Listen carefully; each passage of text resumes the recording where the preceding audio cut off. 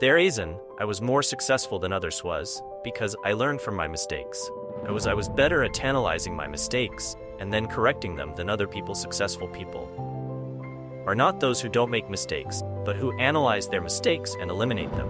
When I came into cricket after my first test match, I was dropped, kicked out of the team, didn't come back until 3 years later. When I was trying to make it, everyone used to tell me, you don't have the talent. My older two cousins, who were my role models, they used to remind me were far more talented than me my age, and throughout my cricketing career, I was told it's impossible, you cannot do it. Similarly, when probably far more difficult than playing cricket, was building the first cancer hospital in Pakistan. I held a conference of the top doctors in the city. Out of the 20 19 said that it was impossible, you cannot build a cancer hospital in Pakistan.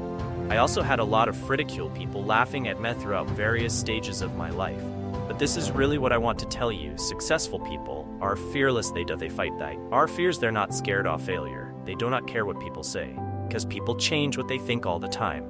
I remember going into Batan, a whole crowd of people in Lahore cricket stadium cheering Milind of Lahore. He got out first ball, and the same crowd started jeering at me. The next day when I did well in bowling again, they cheered Meso. I realized that public opinion is fickle, and all your lives to be driven by what people say, by what your objectives are, what your passions are, what your ideals are, and never ever downgrade your ideals in the moments of weakness. When you've suffered a setback, that really is the time to reflect why you've suffered a setback and correct the mistake and keep going towards that ideal. Because the problem is, it's not a defeat that destroys you.